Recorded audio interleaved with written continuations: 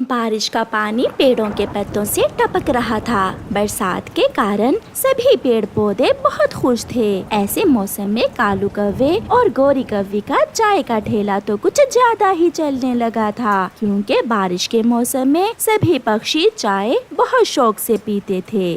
कालू जी, अगर ऐसे ही हमारा धंधा चलता रहा तो वो दिन दूर नहीं है जब हम जंगल के सबसे अमीर पक्षी बन जाएंगे। इतना खुश होने की जरूरत नहीं है, महंगाई भी बढ़ रही है। अभी आज ही चील ने दूध के दाम 5 रुपए और बढ़ा दिए हैं।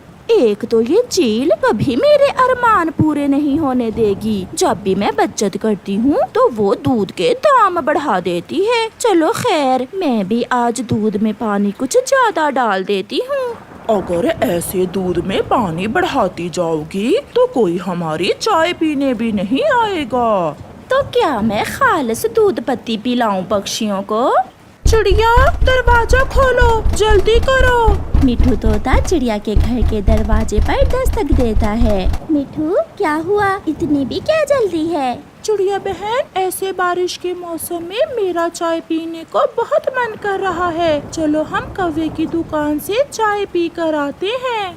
अच्छा ही हुआ मिठू जो तुम आ गए। चाय पीने को तो मेरा भी बहुत मन कर रहा था। चलो साथ चलते हैं। फिर चिड़िया और मिठू तोता कालू कव्वे की दुकान से चाय पीने चले जाते हैं। ये लो मिठू और चिड़िया, गरम गरम चाय। गौरी, मेरी चाय में पत्ती ज्यादा डाल देना, थोड़ी कड़क बनाना चाय। पीकर तो देखो, बहुत तेज और स्वादिष्ट है चाय।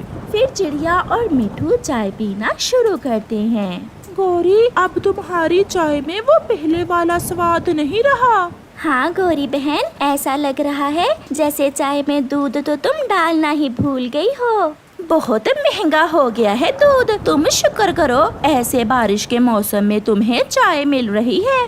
फिर शाम को कालू कौवा चील के फार्म से जब दूध लेने जाता है तो चील कौवे से कहती है, कौवे सुन लो, आज से दूध 20 रुपए किलो में मिलेगा। ऐसे बारिश के मौसम में मेरी गाय ने दूध देना बहुत कम कर दिया है। कुछ तो खौफ करो चील दी, अभी कल ही तो तुमने दूध के दाम बढ़ाए थे। लेना है तो लो, नहीं तो मेरे पास और ग्राहक बहुत हैं। अच्छा दे दो। हाय, मैं मर गई। ये क्या कहा तुमने? आज फिर चील ने दूध के दाम बढ़ा दिए हैं। इसका मतलब आज मुझे 1 लीटर दूध में 2 लीटर पानी मिलाना होगा। ऐसा कहते हुए गोरी कव्वी दूध में 2 लीटर पानी मिला देती है। फिर दूसरे दिन जब कबूतर कव्वे से चाय पीने आता है तो कव्वे की बेस्वाद चाय पीकर वो उनसे कहता है, तुम दोनों पक्षियों को लूट रहे हो। तुम चाय में दूध की जगह पानी मिला रहे हो। ओए गंदी आँखों वाले कबूतर, चल भाग यहाँ से, बड़ा आया। मैं बताऊंगा, मैं सब पक्षियों को बताऊंगा कि अब तुम्हारी चाय बिल्कुल फजूल की चाय है। कोई ना पिए तुम्हारी चाय। कबूतर का ऐसा कहना था कि कालू कौवे को गुस्सा आ जाता है और वो कबूतर की पिटाई शुरू कर देता है। वो कबूतर के 2-4 लगा देता है। तुमने मुझे मारा, मैं देख लूंगा तुम्हें। ऐसे कहते हुए कबूतर वहाँ से चला जाता है। घर जाकर कबूतर अपनी माँ की चाय बनाने वाली केतली साफ करता है। अब मैं बेचूंगा चाय, और वो भी पक्षियों को घर घर जाकर। मैं देखता हूँ अब ये काले कौवे कैसे पक्षियों को बेसवाद चाय बेचते हैं। फिर कबूतर सीधा पहाड़ों की तरफ जाता है और वहाँ उसे चाय के पौधे आसानी से मिल जाते हैं। यही है चाय के पौधे, यही हैं। मैं यहाँ से कुछ पत्ते तोड़ लेता हूँ। कबूतर चाय के पौधों से कुछ चाय के पत्ते तोड़ लेता है और घर वापस होता है। घर जाकर वो केतली चूल्हे पर चढ़ाता है और चाय बनाकर बेचने के लिए घर से निकलता है। कई दिन हो गए, बरसात हो रही है, मैंने तो एक बार भी चाय नहीं पी। मैं भी आज कौवों की दुकान से चाय पी कर आती हूँ। ऐसा सोचते हुए बुलबुल अपने घर से निकलती है। कालू जी, सुबह से कोई ग्राहक नहीं आया। लगता है उस गंदी आँखों वाले कबूतर के बच्चे ने सबको बता दिया है कि अब हमारी चाय पहले जैसी नहीं रही। देखो देखो, वो सामने बुलबुल आ रही है। बुलबुल भी पहुंच जाती है। गौरी बहन, मैं बरसात में पहली बार आपसे चाय पीने आई हूँ। एक अच्छी सी चाय तो बना दे। कालू, इस मोटो की चाय में तो मैं दूध का एक कतरा ही डालूंगी। ऐसा कहते हुए गौरी बुलबुल को चाय दे देती है। बुलबुल जैसे ही चाय पीती है तो वो थूक देती है। छी छी, ये कैसी चाय है, ना मीठा ना दूध। पीछे से गुजरता हुआ कबूतर आवाज लगाता है, चाय चाय, गरम गरम चाय। मैं तो अभी जाकर कबूतर से चाय पीती हूँ। कालू, ये क्या किया इस गंदी आंखों वाले कबूतर ने? अगर ये चाय बेचेगा तो हमारी चाय कौन खरीदेगा? अब तो हुआ धंधा चौपट, ज्यादा के लालच में हम थोड़े से भी गए। चाय चाय, गरम गरम चाय। रुको रुको कबूतर, इधर आ जाओ थोड़ा मेरे छाते के नीचे और मुझे एक कप गरम गरम चाय का दो। मेरी चाय पीकर आप सब काले कौवे की चाय को भूल जाओगे। फिर कबूतर तोते को एक कप चाय पिलाता है। सच कहा दोस्त, ऐसी चाय तो कौवों ने कभी भी नहीं बनाई थी। मैं दूसरे पक्षियों को भी बताऊंगा कि तुम्हारी चाय में कोई बात है। कबूतर आगे बढ़ता है। फिर ऐसे कुछ दिनों बाद कबूतर जंगल में चाय की दुकान बना लेता है और साथ में गरम गरम पकोड़े भी। वो हर एक टेबल पर छाता लगाता है और सब पक्षी बरसात के मौसम में कबूतर की चाय और पकोड़ा बहुत पसंद करते हैं। कबूतर भैया, अब आएगा मजा बरसात का, गरम गरम चाय और गरम गरम पकोड़े।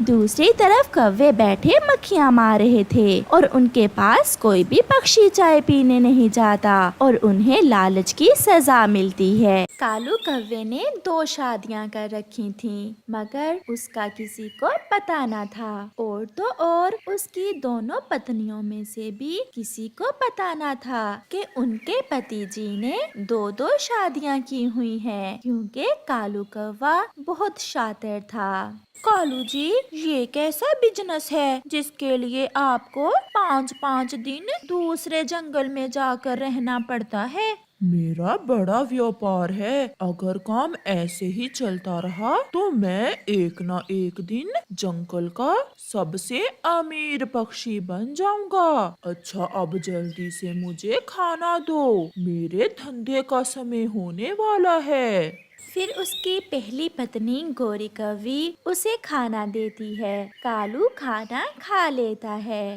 अब मैं जा रहा हूँ और मैं 2 दिन बाद लौटूंगा। ऐसा कहते हुए कालू कौवा घर से निकलता है।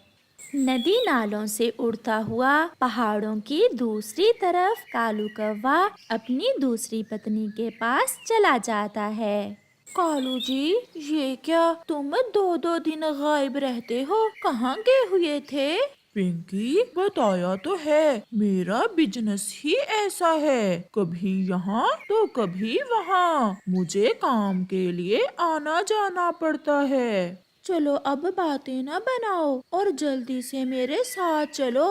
मगर कहाँ? मुझे अपने लिए कुछ मेकअप का सामान लेना है। मैं साथ जाकर क्या करूँगा? तुम अकेली ही चली जाओ। तुम कभी भी मेरे साथ घर से बाहर नहीं जाते। मैं पत्नी हूँ तुम्हारी, कोई गैर थोड़ी हूँ। आज तो मैं तुम्हें साथ लेकर ही जाऊंगी। क्या बताऊं पिंकी, अगर पकड़ा गया तो गौरी मुझे बहुत मारेगी। क्या क्या? कुछ नहीं, चलो चलो, मैं चलता हूँ। फिर पिंकी कौवी, जो कालू जी की दूसरी पत्नी थी, कालू कौवे को साथ लेकर शॉपिंग करने चली जाती है। वो सीधे जंगल के बाजार में जाते हैं। पिंकी एक दुकान से कुछ चूड़ियाँ देख रही थी और कालू जी पीछे खड़े इधर उधर देख रहे थे कि कहीं कोई उसके जानने वाला ना आ जाए। फिर कालू कौवे को अचानक थोड़ी दूर कबूतर नजर आ जाता है जो उसकी तरफ ही आ रहा था। अरे ये कमबख्त कहाँ से आ गया? ये तो सीधा जाकर गौरी को बताएगा। फिर क्या था, कालू कौवा जल्दी से वहाँ एक पेड़ के पीछे छुप जाता है। पक्षी, क्या लाल रंग की चूड़ियाँ हैं आपके पास? हाँ हाँ, लाल, हरी, नीली, मेरे पास सब रंग हैं। भाई जी, क्या अपने लिए चूड़ियाँ खरीद रहे हो? नहीं नहीं, मेरी पत्नी ने शादी पर जाना था। अभी अभी उसने मुझे फोन किया है कि आते हुए उसके लिए लाल चूड़ियाँ ले आऊं। अरे, ये कालू कहाँ चला गया? कालू, कालू कहाँ हो? कहाँ चले गए तुम? कौन कालू? आप किसे देख रही हैं? मेरा पति। और कौन कालू कौवा? कहीं ये कालू कौवा हमारे जंगल वाला ही तो नहीं? मगर ये उसकी पत्नी कैसे हो सकती है? उसकी पत्नी तो गोरी कौवी है। फिर कबूतर चूड़ियाँ लेकर वहाँ से चला जाता है और आहिस्ता से कालू जी भी पेड़ के पीछे से निकलकर आ जाते हैं। कहाँ चले गए थे तुम? मैं कब से तुम्हें आवाजें दे रही थी। कालू कौवा पिंकी के कान के साथ चोंच लगाता है। कल से मेरा पेट खराब है, बार बार वॉशरूम आ रहा है। और कहाँ था? अच्छा चलो, चूड़ियों के पैसे दो, अभी मुझे लिपस्टिक भी लेनी है। वो कबूतर क्या पूछ रहा था? कुछ नहीं, बस वैसे ही चूड़ियों का पूछ रहा था। शुक्र है बच गया। चलो पिंकी, अब आगे जाते हैं। ऐसे कालू कौवा डरता हुआ अपनी दूसरी पत्नी को शॉपिंग करवा रहा था। चिड़िया बहन, बहुत मुश्किल है पेट पालना भी। मेरा कालू अब दिन रात मेहनत करता है, 5-5 दिन घर से बाहर रहता है बेचारा। अच्छा, दिल तो नहीं मानता, वो ऐसा है नहीं। उसने तो कभी सारी जिंदगी मेहनत नहीं की, अब कैसे इतना मेहनती हो गया? उसने खुद को बदल लिया है, अब मेरा कालू पहले जैसा नहीं रहा। चिड़िया और गोरी कौवी ऐसे बातें कर रही थी कि कालू कौवा भी वहाँ आ जाता है। गोरी, चलो घर चले, मैं बहुत थका हुआ हूँ। 3 दिन बाद घर लौटा हूँ। कालू भैया, क्या काम शुरू कर लिया है आजकल? मैंने दूसरे जंगल में नया व्यापार शुरू किया है। अभी नया नया है, इसलिए अभी ज्यादा मुनाफा नहीं होता। फिर कालू कौवा गोरी को साथ लेकर घर चला जाता है। कालू जी, मेरे लिए क्या लाए हो? गोरी, क्या बताऊं, जो पैसे मेरे पास थे सब लग गए। मैं जब दोबारा आऊंगा तो तुम्हारे लिए उस जंगल के रसगुल्ले लेकर आऊंगा। हाँ हाँ, मुझे रसगुल्ले बहुत पसंद हैं। मैं तो रसगुल्ले ही खाऊंगी। आज मैंने भी घर में बेसन के लड्डू बनाए हैं।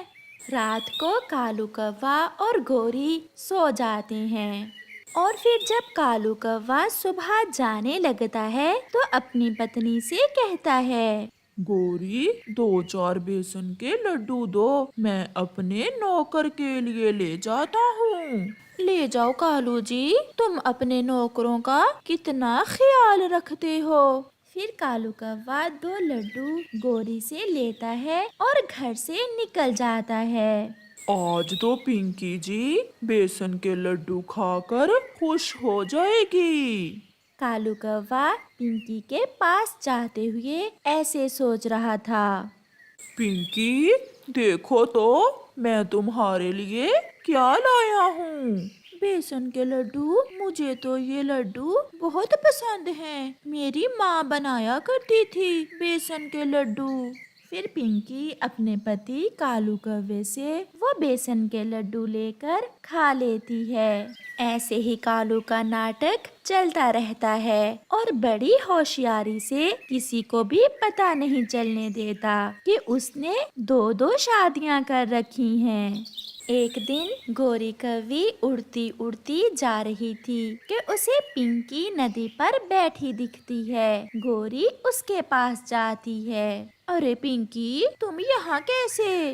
गोरी, मेरी पुरानी सहेली, मैं तो इसी जंगल में पहाड़ों की दूसरी दिशा में रहती हूँ। क्या शादी कर ली है या नहीं अभी? हाँ, कर ली है। अभी अभी थोड़े दिन पहले ही मैंने शादी की है कालू कौवे से।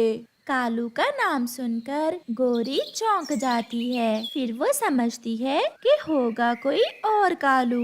मेरा पति बहुत अच्छा है। कल मेरे लिए बेसन के 2 लड्डू भी लाया था। क्या बेसन के लड्डू?